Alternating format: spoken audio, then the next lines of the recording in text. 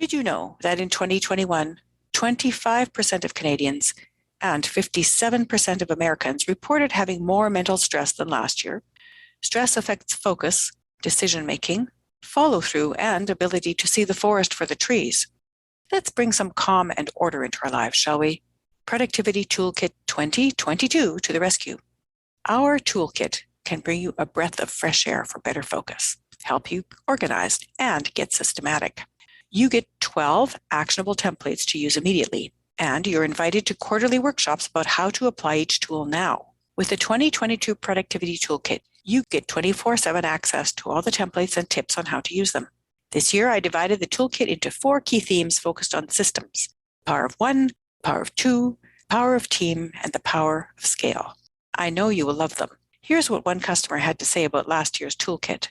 I thoroughly enjoy your productivity tutorial sessions. They help me bring a lot of improvement to my daily routine. I use some of these tips and the templates with my staff, and we are all the better for it. So get in on the VIP advanced launch by heading over to shiftworkplace.co/productivity tools. That's shiftworkplace.co/productivity tools.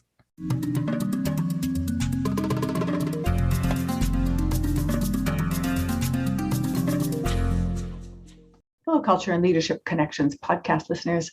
I'm really interested in our podcast guest today. He has a unique lifestyle. His name is Richard Matthews, and he is the founder of Push Button Podcasts and 5freedoms.io. Richard's obsession with business, sales, and marketing started when he was 9 years old, the day his dad came home from work and handed him a shiny new copy of Rich Dad, Poor Dad, which he read in one night and was hooked. Pretty impressive for a 9-year-old. Fast forward to 2021, Richard Matthews has been helping clients build heroic brands, and he's helped clients add more than 6 figures each year to their business using the techniques that he developed over time.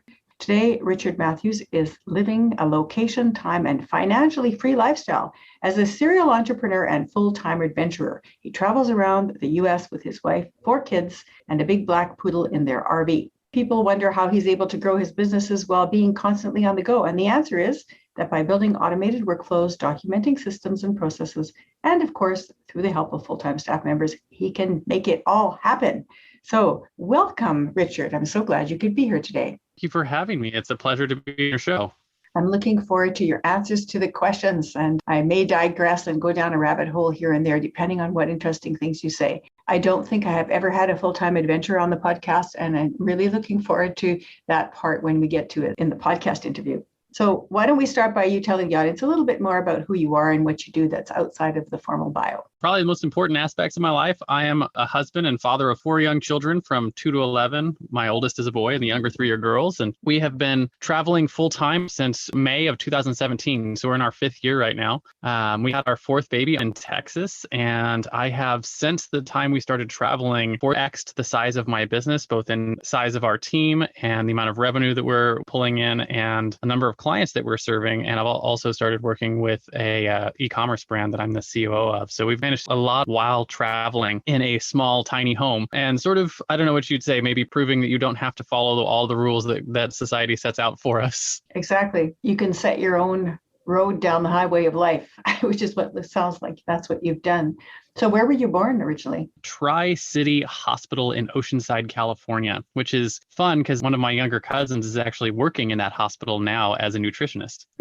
Full circle. Yeah. And let me ask you a little bit about your childhood. So can you share a couple of incidents from your childhood that you believe made you into the person you are today? Yeah. So I was thinking about this question when you sent it over. It reminds me of that Disney movie, the one where they have the little emotional characters in their head and like their foundational memories is part of who they are.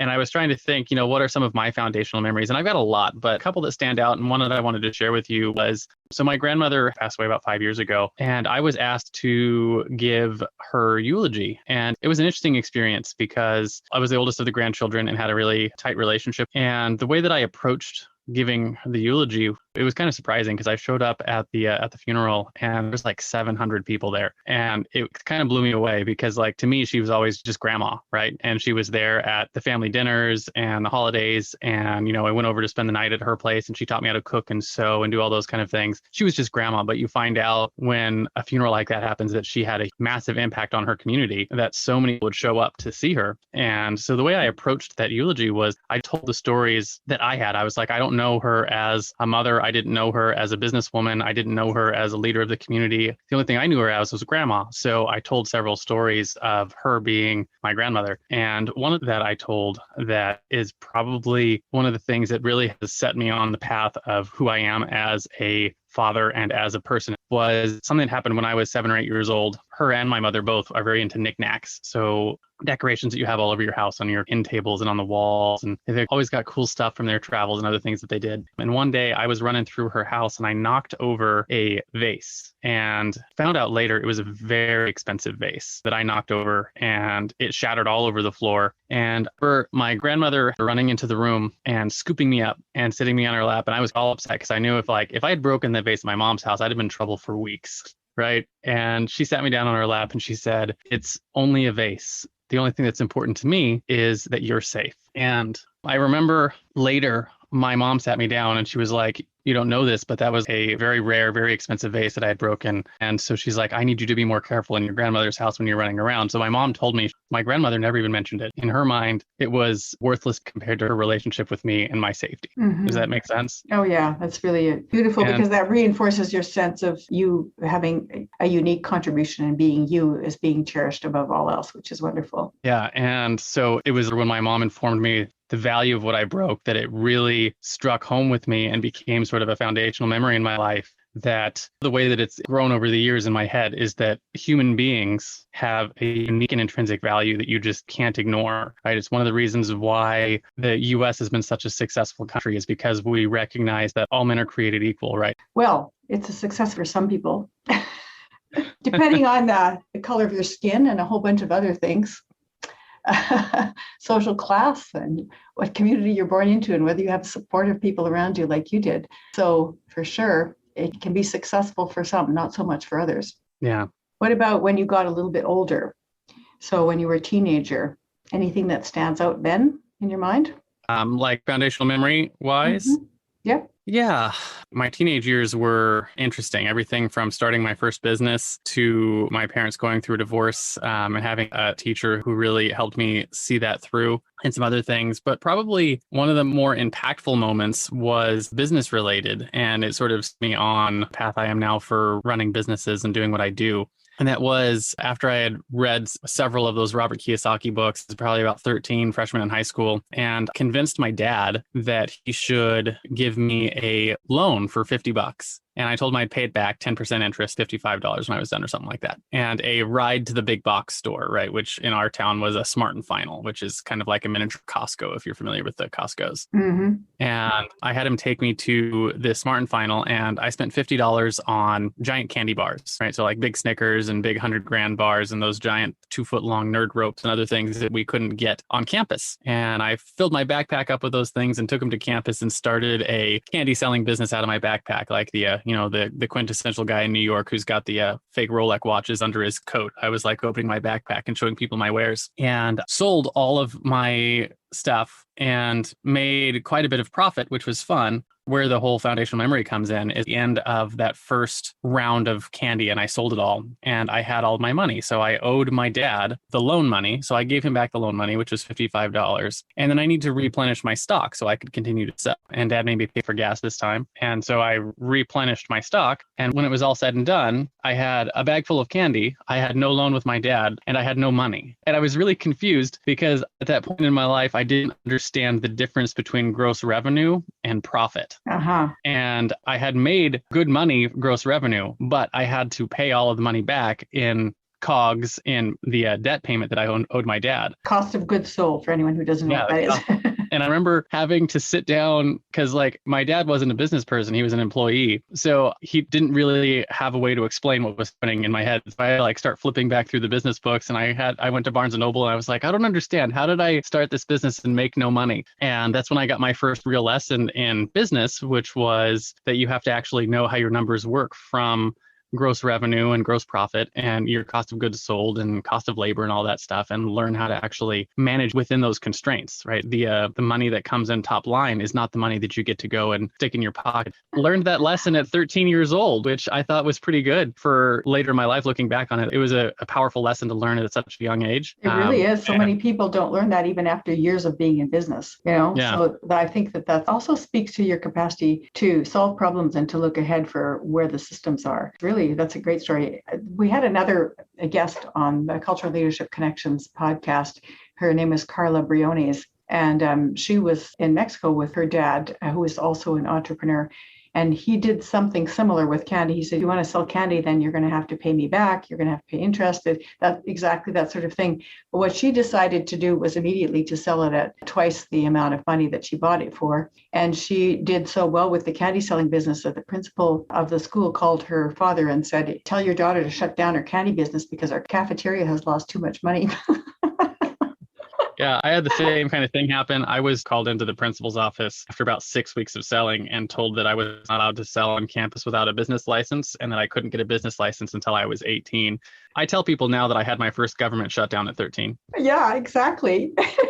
You both did, which is actually another really good lesson, because the thing is, things may be going great, but that doesn't mean there isn't another obstacle around the corner waiting for you. Yeah, those are great stories. Thank you for sharing them. So from the groups you're born into, because people are born into a region, they're born into a often, rural or urban, or it can be something in between, a small city.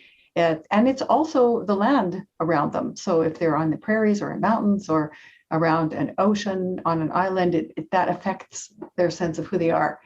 So that's something that you might relate to.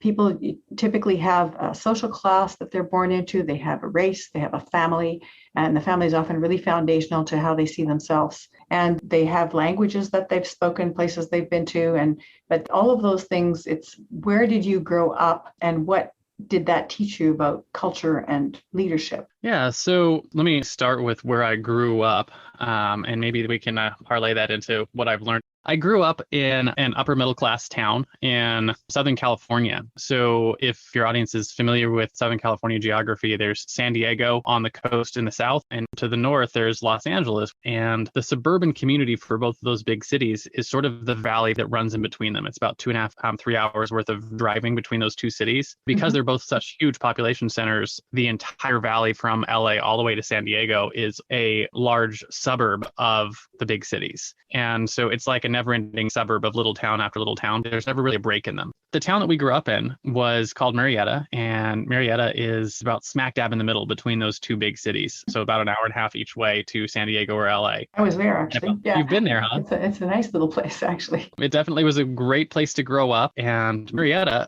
for almost my entire childhood, was listed as like the top 10 safest cities in the country, over 100,000 people. So it was a very safe community to live in. And it was interesting because I remember a couple of times in my childhood when they'd have a crime incident of some sort, it would be like big news because, crime didn't ever happen. So when it did happen, like everyone knew about it. And that's interesting for such a big city, right? For a city that's got over 100,000 people in it to be like that. It's just sort of the way it was. And I'm not sure exactly why it was that way, but we had a very safe community, but it was a city that grew too fast for itself. So I remember in high school, we still all had single lane roads going to our school and stop signs. And the school had 4,500 students that went to it. Wow. The school was built for 2,000 students. So it grew so fast. They started having to put us on tracks. Half of the student population would be at school at any given time. And the way they did that was they had A track, B track, C track, and D track of the students. And so A, B, and C would be on school, and then D track would be off of school. And so you had 3 months on, 1 month off, and they would alternate that through the year. So there's always a quarter of the students that weren't on campus. So if I was in D track, I never saw any of the kids from A track. We were essentially not going to the same school because we were never on campus at the same time.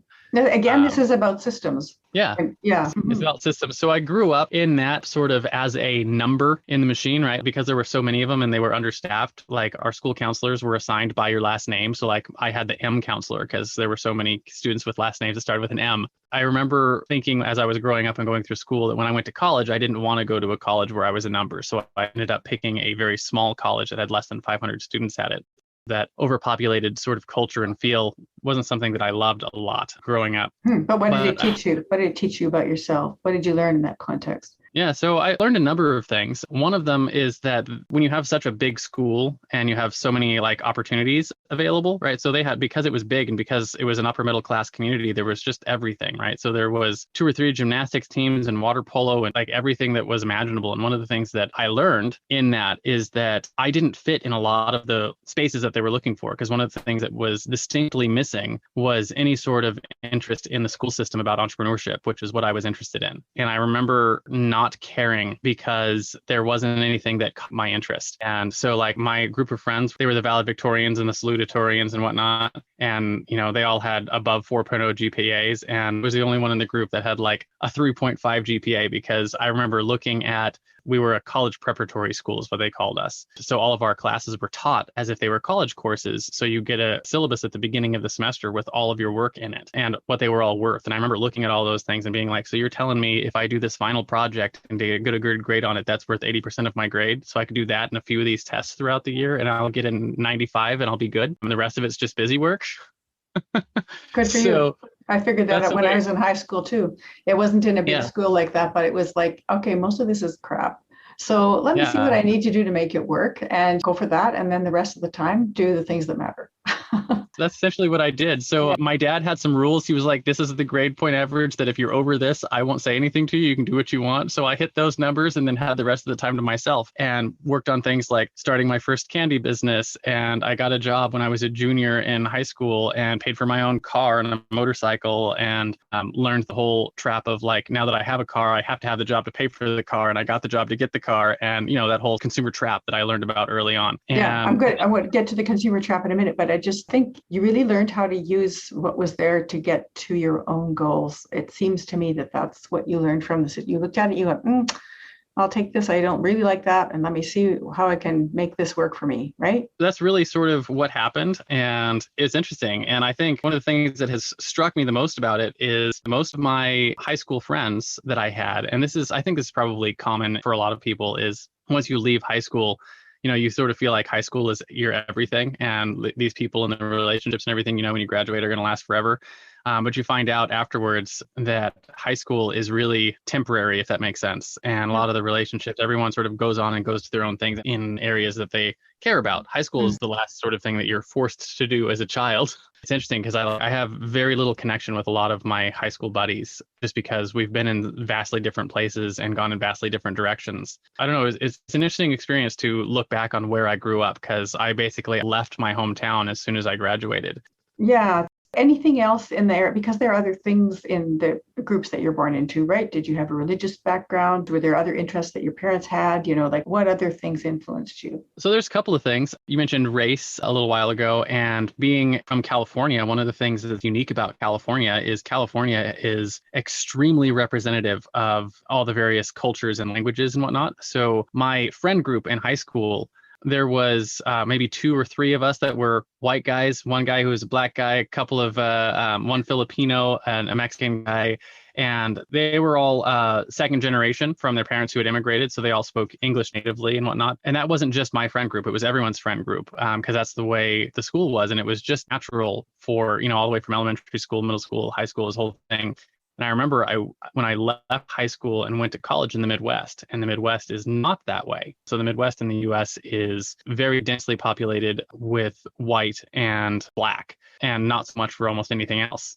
And I remember the school that I went to, I remember being there for probably 2 months before it dawned on me that the reason it felt so strange is that there was only one black guy in my whole school. And he's one of my good friends and was all the way through my college career. But it was very strange to go from a very multicultural city growing up, moving to a not multicultural city in college. That's a characteristic of California, as it's not segregated in neighborhoods in the same way that it is in many other states. So it's likely that you will meet people from different races and cultures and be friends with them and not live that far away from them either, which is a really great characteristic of California, just generally in the state, you know? If they're second generation immigrants, you've got parents and grandparents who worked hard so that their kids could then succeed, and they had very high expectations academically. So they would have sent them no matter what to the best school they possibly could. So again, you're getting a mixture of people from a lot of backgrounds, but all that strong academic bent.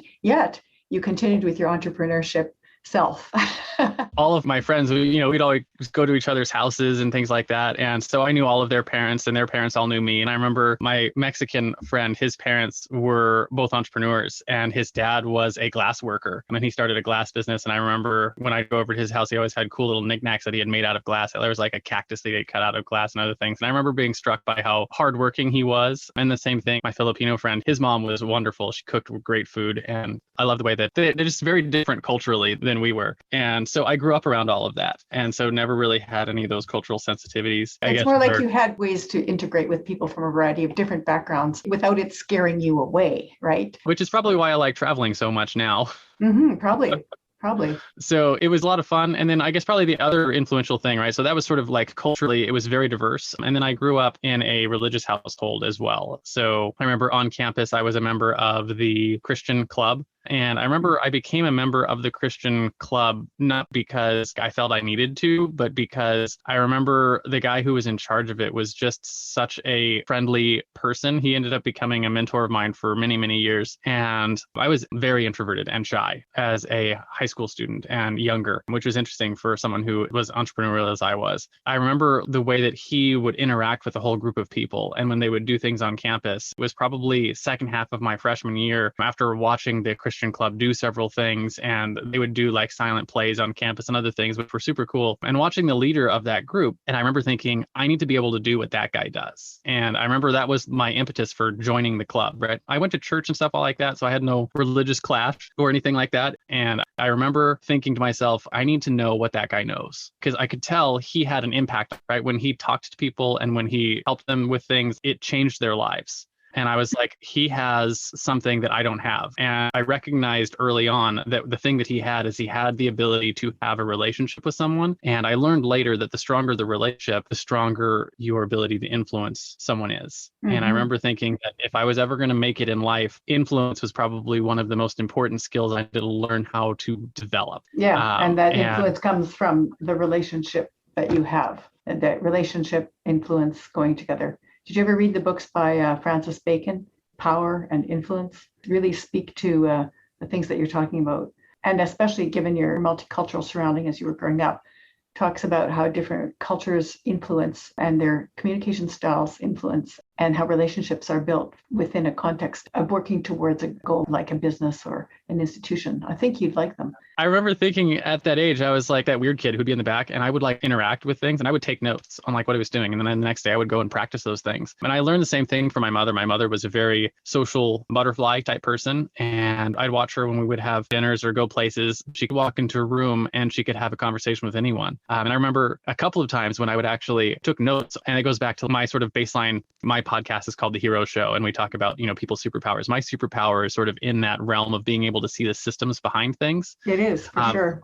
So I was not naturally extroverted, but what I was capable of doing, what I was doing at the time, is I was taking notes on that system that they were using to be extroverted, and then learning to implement those things and practicing them. I had to practice to become extroverted. I had to practice to be able to speak and be able to tell stories. And one of the things that I learned early on from those early influences was that one of the keys of building relationships is the ability to tell stories. And so one of the things I tell people now is that you can judge a relationship based on how much of the other person's story you know, right? So if you just know their name and you don't know any stories, we call that an acquaintance. And if you know their name and you know some of their stories, you might call that a friend. Right now, if you go further and you get to a point where you're like, I know all of this person's stories, and the only way that we're going to get to have more stories together is if we go out and create them together, right? If we go out and have adventures together or do something, we have to create new stories. You might call that a best friend, right? And you get to a point like your spouse, or my wife, for instance. My wife knows all my stories, and she knows if I change a detail, right? And the only way that we can make our relationship deeper is to continue to create new stories together and have new experiences together and things like that. I really love this analogy of the relationship with how many stories you know about the person. That's a really great takeaway already from this podcast, is that just that thought, like if you don't know someone well enough to be able to speak to some of their stories, well, then you really don't have a deeper relationship. You may think you do, but you don't.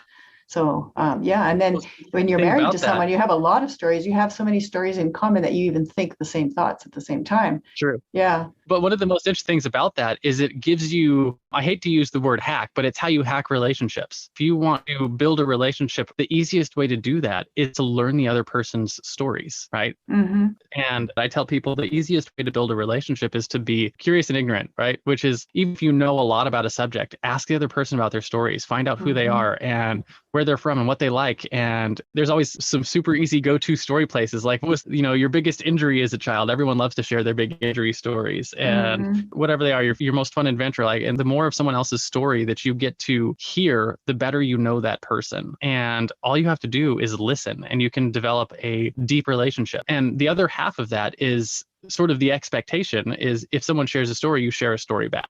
And so one of the things that I've learned is I practice the different stories. Like the story I told about starting my business at 13, I've told that story probably 1,000 times, and I know exactly the high points and the low points and what the things are that I like to share. And you can practice your stories. And I like to think of life as like a version of the stand-up comedians, right? Where they stand up because they're like masters of storytelling. And my wife thinks I'm nuts, but I'll sit down and we'll watch stand-up comedians, and I'll watch them with a notebook, and I'll take notes how they transition from one story to another, or how they move into and out of stories, and what kind of things they detail and highlight. That's because you're keenly observing human behavior and seeing what you can learn from it, which is really brilliant.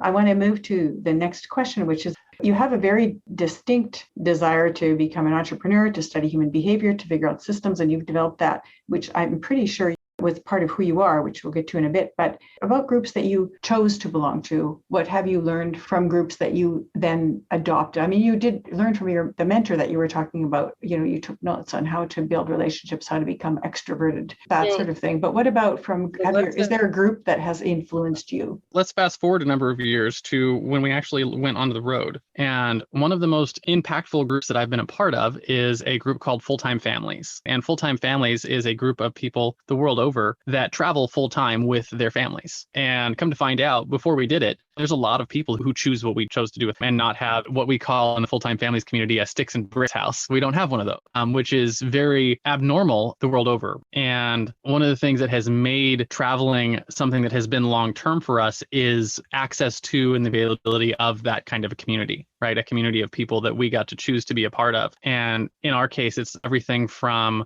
ways to connect with people. There's like Facebook groups for the different areas of our country, and there's places all over the world that you can meet up with full-time travelers. But then also when you are at places, we have a little flag that is part of the Full-Time Family community that has got our name on it. And we stick it out in front of our RV when we're stopped at places to let other families know that, hey, we're here, we're part of that full-time traveling group. And what's interesting is over the last 4 or 5 years, some of our closest relationships and friendships with other families have come from that group. And I'll just tell one quick story about that. We're probably 1.5 years, 2 years into traveling, and we're in Conroe, Texas. And Conroe is just north of Houston, for those of you who are not familiar with Texas. But we were there at Conroe and staying for several weeks. I think we were going to be there for like 6 weeks. And I remember it was our second or third day there, and another family pulled in right next to us. And I could tell from watching them, this was their first time, or one of their first couple of times with a trailer. And so after they got their whole trailer pulled in and all set up, my wife and I went over there and introduced ourselves to them. They had a couple of kids that were our kids' age. And so we introduced ourselves and said hi, and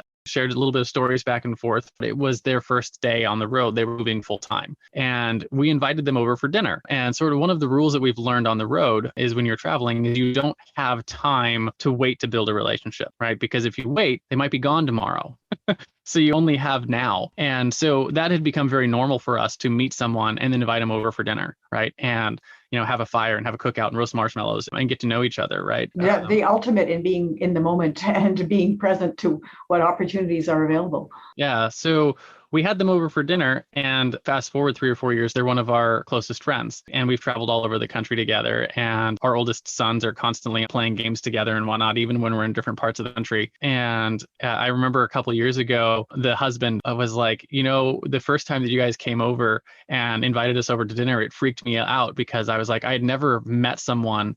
And then within moments of them meeting them, having them invite us over for dinner, he's like, that was really odd to me. And he was like, it was like a system shock because that is not a typical thing culturally in the US, at least, to go straight to let's have dinner, let's get to know each other, that kind of stuff. I mean, he's like, but it was a really cool introduction to the full-time families community, right? Where you are able to connect with each other. And the thing that I wanted to bring out of that story is that like that is a very typical part of the full-time families community, is that you only have today, right? And I know that we hear that a lot, to live like today is the last day that you have. And it's very ethereal, right? It's hard to grasp onto that because we don't look at our lives as if we are mortals, right? We don't look at our lives that way. And so it's interesting to be able to pull that into your own reality with something that's more tangible. And that more tangible reality is that, hey, we're only going to be here until tomorrow. Literally, we're going to get in our RV and live and move somewhere else tomorrow, right? And same is the case with the other person. So you only have the day to actually interact with someone. And you realize when you're traveling that if you don't take the time and the effort to build those relationships and to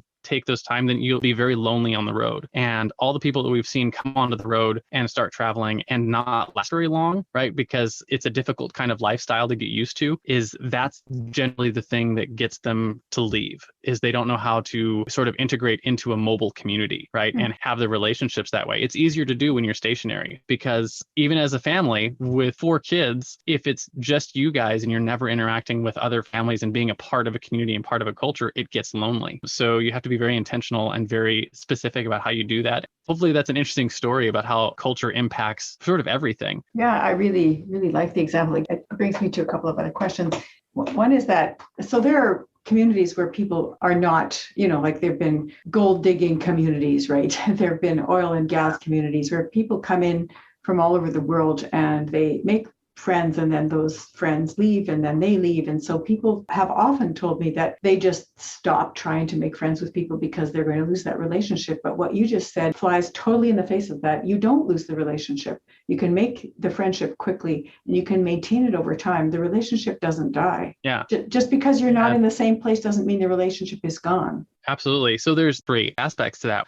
There's levels of relationship. Right? We talked about how close you are with someone. And generally speaking, people don't have a lot of room for a lot of really deep relationships. A couple of families or a couple of other people that you have really deep relationships with. And then like that next level down, you have a lot more room for. And what's interesting is the ones that you have the deep relationships with. And I think this is where some of that struggle comes in, is people think that they have to have that deep level of relationship with everyone or not worth it. And it's just not the case. No, it's not possible. Yeah, it's not possible. So you have a few, right? And we've got a few. We got a couple of families, probably 3. One that I've had since college and a couple that we've met on the road that we've got really tight relationships with, and that we expend a exorbitant amount of effort making sure we stay connected when we're not in the same place. Like as an example, right now we have 3 extra kids in our house because we're borrowing 3 of them from a close friend who is renovating their house so they can move onto a yacht and travel. So we're like, hey, we'll borrow your kids for a few weeks so you can just finish up the renovations without little feet running around. And so you go extra lengths for those close relationships. But some of the relationships we've met on the road that are in that sort of next level, you can keep up with them at a lot more casual way. Right. And when you end up back in the same place again, it's like you can set that relationship down on the shelf and then pick it back up again as soon as you guys are close. You can keep tabs on each other. Like, hey, it looks like you're going to be in Texas, in 6 months, and we're going to be there in 6 months. Like one of the things we're planning is one of our groups that has 2nd level friendships in it is a couple of years ago, we all did a couple of weeks at the Texas Sand Fest, which is one of the largest sandcastle festivals in the world. And we're all going to try and be there this October to go do it again. And so we haven't seen a lot of them for a couple of years, but we're all very excited to get back and go do something like that again. And I know that we'll be able to pick those relationships back up almost where you left them off. The things that are strange about that is the kids, right? Because if you haven't seen their kids in a couple of years, they're drastically different. Yeah. But the adults don't change that much. But yeah, you can definitely keep up relationships, especially nowadays. Technology makes it even easier. My son and I are actually in the middle of learning videography and storytelling for our YouTube channel on traveling. And so we're doing a video right now on how he makes and keeps friends on the road. And we did all sorts of stuff. Like we have him doing Harry Potter spells where he apparates onto his scooter and drives away and turns a Lego into a helmet to put onto his head. I'm going to put that in our show notes because that's going to be really interesting for people to go back to. Yeah, to watch. But anyways, we're not done with that video. We're just sort of experimenting. But what's interesting is like he has a whole system that he follows. And so when we did the video, I started taking notes with him. I'm like, okay, so what do you do here and what do you do there? And how do you keep up with them? What do you connect? So we actually turned it all into a step-by-step of like what he actually goes through to find friends when we get to a new spot. The way you figure out these systems is like the user experience interview, right? Yeah. So then what you do, okay, now what are you feeling? Okay, now what's going on in your mind? Okay, and then what happens? Yeah. And so I just sat down with him for a couple of hours and walked through the whole thing, and everything down to like, when he looks for bikes and he looks for small chairs and he looks for the full-time families flags, and, he waits for the parents to be home and goes up and knocks on the door and says hi. And he tries to find something that they're interested in, whether that's playing with swords and killing imaginary bad guys, which is a very frequent thing when you have little boys in your house. No kidding. Or the other day, he found a couple of boys that were his age, and we were by the ocean, and they spent all afternoon throwing mud at each other and catching crabs, right? And that kind of stuff. And he didn't put it in these terms, but they build a relationship, and then he finds a way to stay connected with them. So he'll get the parents together, be like, hey, Dad, I need you to, introduce yourself to the mom or the dad over here. And then because he has to have permission to, get connected with the other kid on like Facebook Messenger Kids. And then he tries to get their screen names for whatever games they're interested in. So he's got a wide interest of games that he's got, because he's like, not all the kids are interested in the same games. We got a snake game and Minecraft and a couple of tower defense games, a few other things that are like that you can play socially over the internet. And so he gets connected with the kids, and he's got this whole system that he goes through. Like, he didn't know it was a system until I sat down and actually outlined it for him, and we turned it into a video. But yeah, it's part of that whole building a relationship and being able to pick them up and set them back down. And even as a kid, he can do the same thing. He puts the relationship into a place where it can continue to live. It's got a home, like puts it into a network with the parents and with the games and with the activities they enjoy doing together.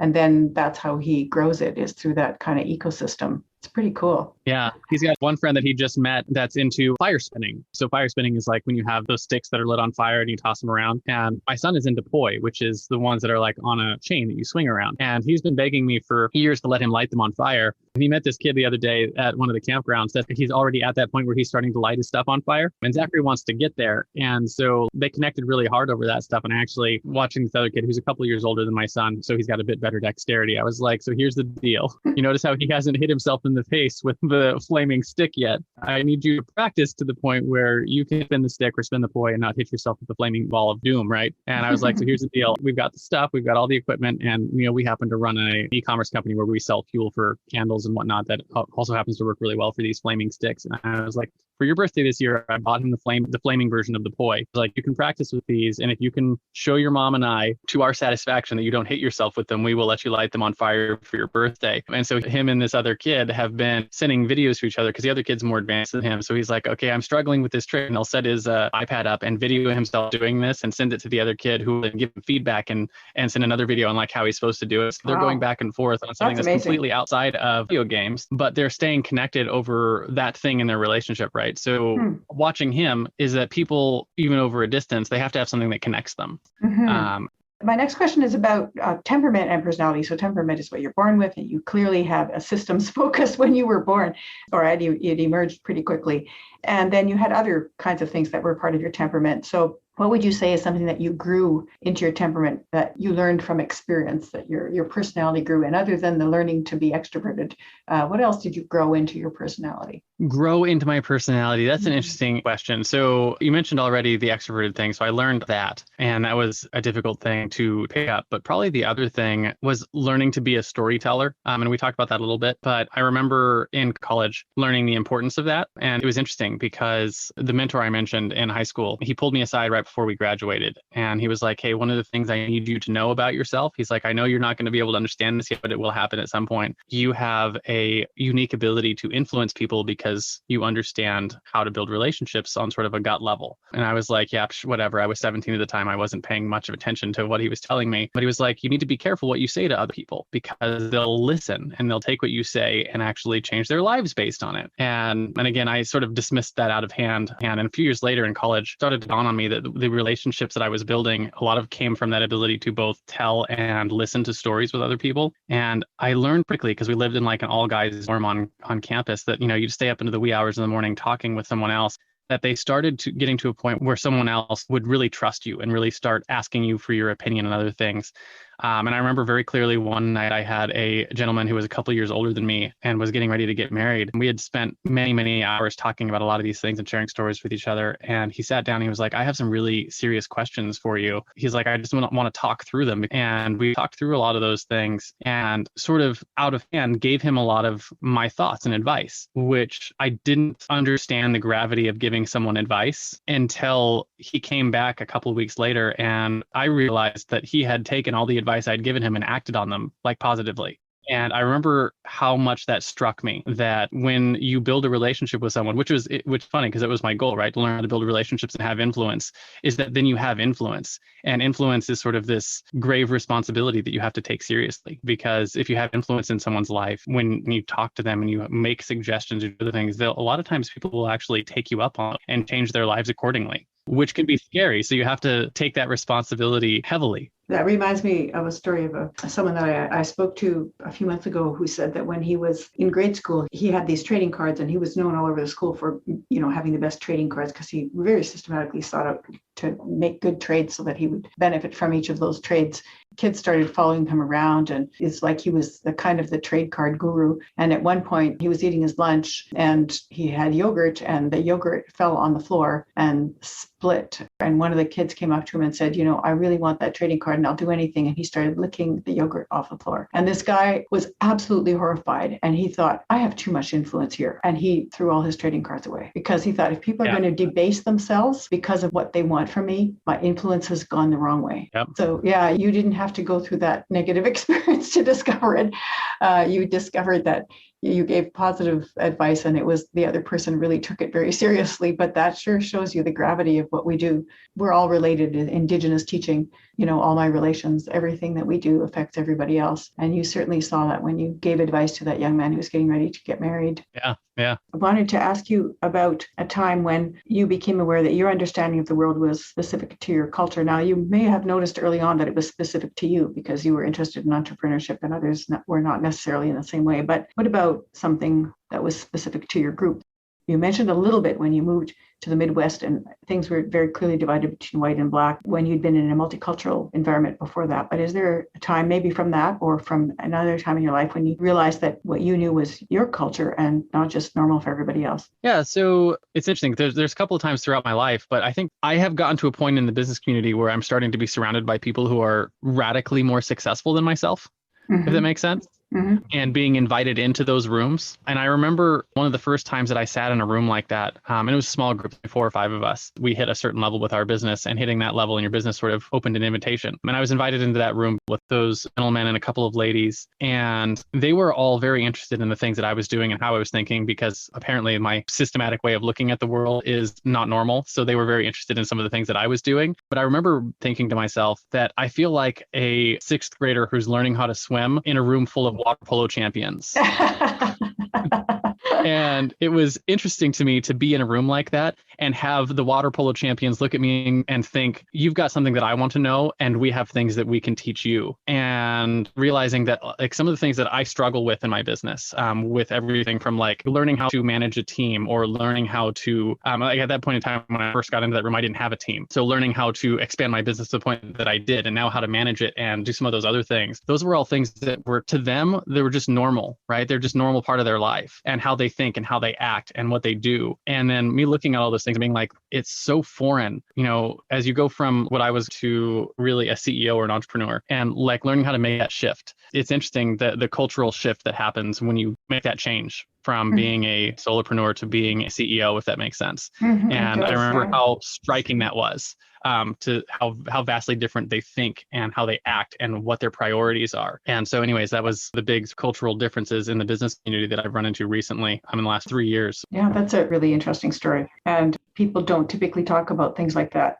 They talk about other kinds of shifts, but that is a really significant shift because you're learning to think in a different wealth bracket and a different success bracket and a different relationship bracket than you have before. So it's a movement from one plateau to another. So we're almost at the end of the interview. I'm wondering, if people want to work with you, what's the best way to work with you? What do they need to know about working with you that's really important? Probably the best way to work with me. You mentioned in the intro, we run a business called Push Button Podcasts, which is a full service podcasting agency. So we work with podcasters, or generally we work with small businesses, or even sometimes medium and large businesses that are looking to use podcasting as a marketing medium. And the only problem is podcasting is a very, very time intensive task, which you probably know. Yep. And so what we do is we allow businesses to get into podcasting as a marketing medium for their business with both strategy, but also doing all of the work that goes into it other than the actual content creation, right? So in the case of like an interview like this, the business owner or whoever the head of the marketing department is can run the podcast, the actual interview or the educational stuff. And then our agency takes over and does everything else for them. So we do the file management and we do the backups and the database stuff. And we do all of the show notes and we do all the written content. We do all the graphic content. We do all the social media content. We do all the publication, the announcements, and we do everything,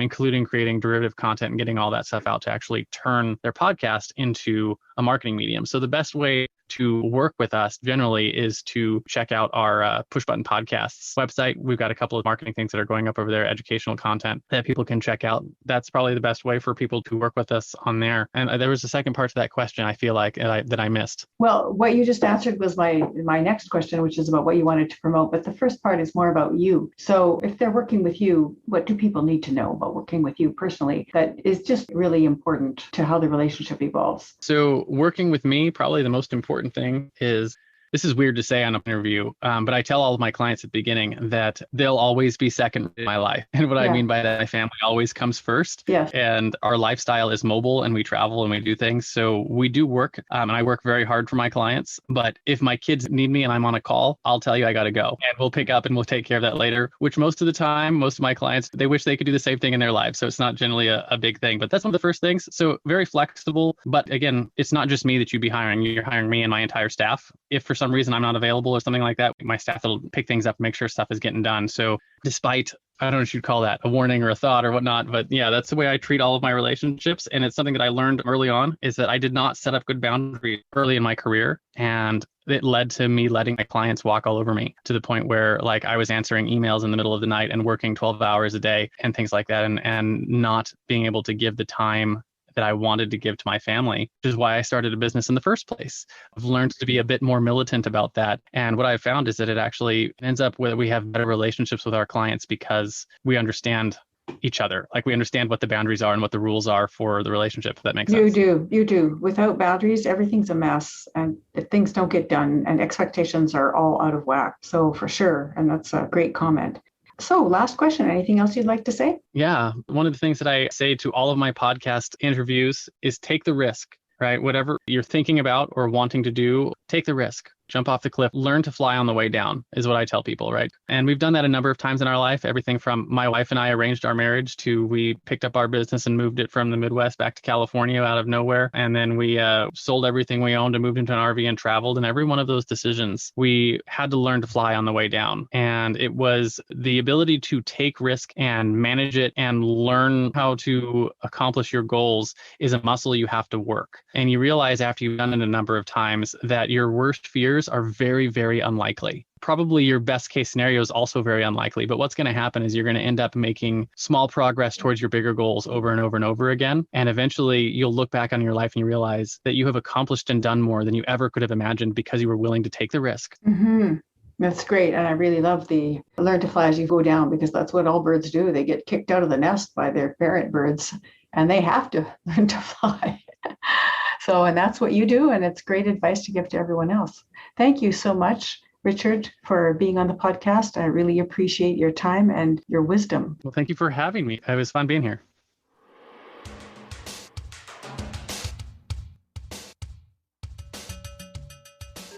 I would characterize Richard Matthews as a student of human behavior. He was so fascinated with how people behave that from a young age, he took careful notes on people he admired, detailing how they spoke, carried themselves, interacted, and dealt with situations as they arose. From this intense interest grew an ability to sell and to create systems that speak to and work for real people. His unusual but systematic approach spreads to his living arrangements as an RV nomad family, connecting with fellow wanderlust travelers along the way, running his business virtually from behind a curtain in his RV, and schooling his children on the road as they drive from one travel adventure to another. I thoroughly enjoyed my conversation with Richard and felt he truly rose to the challenges I peppered him with. Thank you, Richard, for a fascinating interview and for being such a good sport.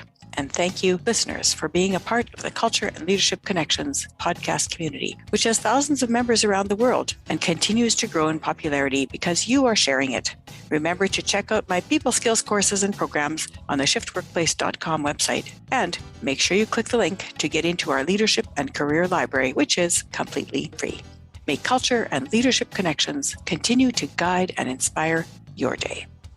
This podcast would not be possible without the expertise of our Culture and Leadership Connections production team. A big thank you and shout out to Mike Kurlander for audio production and editing, to Malvika Kathpal for the show notes, Bernadette Guadiz for online web and social media management and promotions, Celine Bayogo for design, and Kirsten Hoyer for website and branding. Thank you so much.